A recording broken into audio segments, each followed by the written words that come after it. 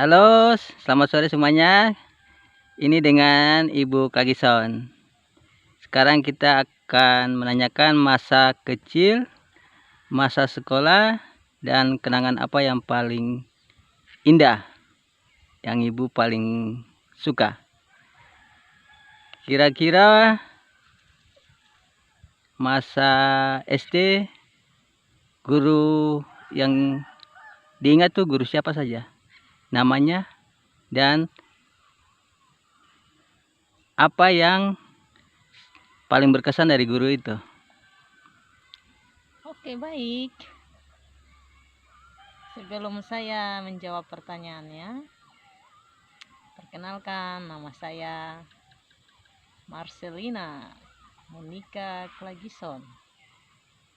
Saya lahir di Klamono. Saya tidak perlu kasih tahu saya tanggal lahir tuh. Cukup tempat saja. Oke, hobi bermain bola, sepak bola, basket, sama menyanyi, dance. Oke, kemudian saya mau cerita tentang saya masa kecil dulu. Dulu kalau waktu masih di Klamono, saya sekolah tuh di SD Ekwaristi Klamono. SD itu dia terletak di kompleks Pertamina Klamono. Jadi waktu kecil itu, waktu masih sekolah di SD itu saya paling hafal, paling suka sama guru-guru semua sudah. Pak guru yang dulu di SD Klamono tuh pertama Bapak Sabarofek, Bapak Rumakik, Bapak Mayor, Pak Guru Burdam, Pak Guru Bit, Pak Guru Bit, terus Ibu siapa lagi nih? Pokoknya saya paling ingat itu. Terus yang paling semangat itu sapu Pak Guru Rumakik. Apa yang paling berkesan dari Pak Guru Rumah Kik? Ya karena Bapak itu menurut saya Bapak tuh motivator. Seorang guru yang patut diteladani. Bapak tuh paling baik sudah. Bapak tuh paling suka bermain sama anak-anak SD. Bapak paling bimbing anak-anak SD yang kalau macam kurang membaca, Bapak tuh kalau kita bermain di rumah pasti Bapak bimbing. Nah itu yang saya lihat kalau beda dengan sekarang. Kalau saya lihat sekarang nih, macam jarang saya temui guru-guru SD yang saya temui di tempat yang saya mengajar di sini juga. Macam jarang saya perhatikan. Kalau ada guru-guru SD seperti guru-guru SD dulu itu saya akui saja. Mungkin anak-anak SMP yang sekarang nih dong terlalu buta huruf saja. Atau dong terbaca masih eja-eja. Maksud saya bukan buta huruf nih. Maksudnya mungkin bacanya tuh bisa lancar. Jadi pokoknya selain Bapak Rumakik, Pak Guru Sabarofek. Kesan yang lalu Pak Guru Sabarofek, oh Bapak tuh suka ajaran anak olahraga. Senam-senam lantai. Senam-senam lantai itu mau salto depan kah, salto belakang kah, mau bola voli kah. Bapak tuh paling andalan sudah. Itu yang saya bilang guru-guru tahun-tahun 80-an ke 90-an tuh guru-guru hebat-hebat. Makanya kalau guru-guru hebat berarti dia punya anak didik juga harus hebat-hebat, iya toh? Seperti itu sudah. Nah terus kalau kegiatan di sekolah paling suka tuh kalau Pak Guru dorang bawa kita jalan mandi di Bor 7. Itu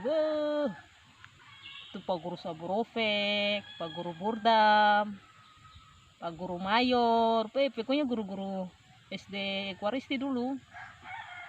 Dong kalau bawa anak jalan mandi di Bor 7 tuh, anak-anak punya semangat apa. Coba guru-guru SD sekarang tuh kayak begitu kan nih. Dong tuh harus mengajak anak-anak tuh sekali-sekali, apalagi kalau sekolah kayak kita di kampung sini. Bila perlu guru SD itu dorang bawa jalan anak ke air terjun Sofrok sana, Lembah Hijau. Bukan hanya guru-guru SD, seharusnya SMP juga, supaya anak-anak tuh tidak bosan. Anak-anak kan bosan juga kalau belajar di dalam ruangan. Harus kita gunakan aset kekayaan alam yang ada di kampung ini, seperti di Benslolo. Sekali-sekali kita bawa anak-anak tuh belajar di Lembah Hijau, atau kita jalan ke kali Benslolo di belakang, itu kan bagus. Waktu SD untuk mata pelajaran kesenian biasanya disuruh menyanyi lagu apa? Sabar, saya ingat dulu.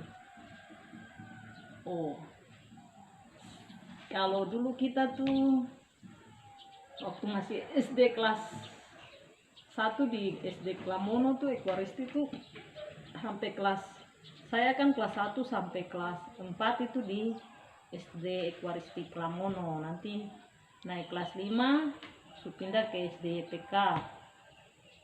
YPK Eklesia kelas Aman. Oke, jadi kalau waktu masih kecil di Klamono tuh saya suka menyanyi lagu kalau disuruh menyanyi lagu bahasa daerah, saya tuh suka menyanyi lagu ini. Ini saya mama dan saya kakak yang ngajak. Mele-mele tisina ditumu, ali-ali tisina diteme, tulu-tulu tisina ditayam tabang, mele ali tulu tisina diedit. Nah, kemudian lagu ini lagi. Sekolah-kolah kami indahlah letaknya, kelilingnya pagar-pagar tembok, halamannya pun tak luas, udaranya segar, tempat sampah lawan menempatku, sio guruku pujaanku, namamu kenang selalu walaupun telah tiada, namamu ku kenang dalam batinku. Jadi lagu itu yang saya paling suka. Kalau lagu untuk mengenang Hari Pahlawan?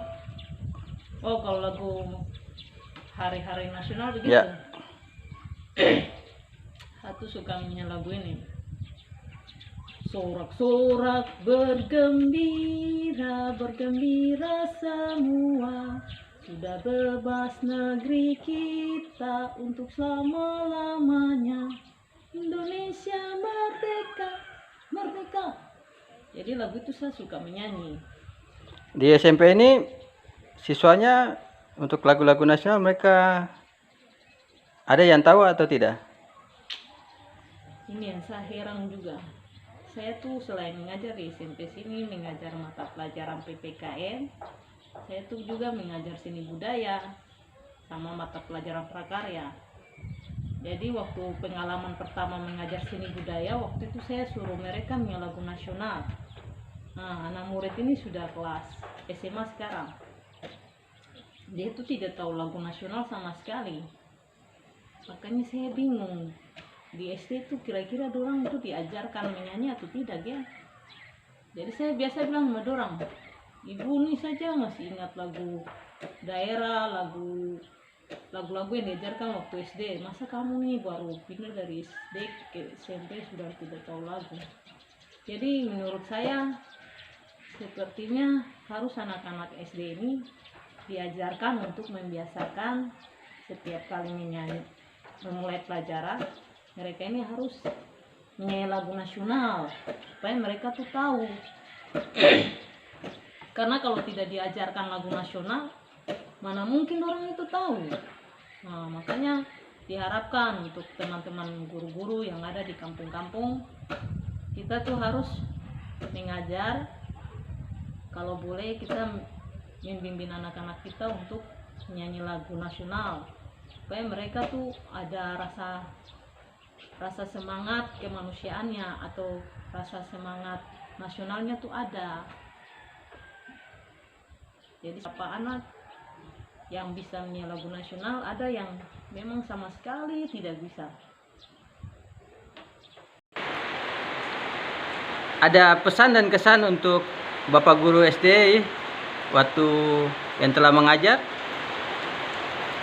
Pesan dan kesannya dari Ibu sendiri. Ya, mungkin untuk saat ini pesan yang saya sampaikan, ya saya ingin mengucapkan terima kasih yang sedalam-dalamnya buat saya punya Bapak Ibu guru orang yang sudah mendidik saya, mengajar saya, membimbing saya dari masih SD, dari yang saya tidak tahu membaca, dari saya tidak tahu menulis, sampai saya sudah sekarang jadi guru sendiri. Saya merasa bersyukur, rasa bangga sekali, sangat bangga sekali karena diajarkan sama guru-guru hebat pada masa itu. Jadi walaupun memang ada beberapa bapak guru atau ibu guru yang saya dapat info waktu saya masih kuliah atau mungkin sekolah di SMA di Klamok di Sorong, ada beberapa guru yang sudah meninggal. Saya belum sempat untuk melihat, tapi saya selalu berdoa semoga guru-guru saya yang sudah meninggal diberikan tempat yang baik di dalam kerajaan surga. Nah, kemudian bagi guru-guru yang saat ini yang sudah pensiun, mungkin saya belum berjumpa, belum ketemu, tapi saya selalu dalam hati saya selalu berdoa untuk guru-guru saya karena menurut saya mereka itu adalah guru-guru yang paling tidak bisa saya lupakan.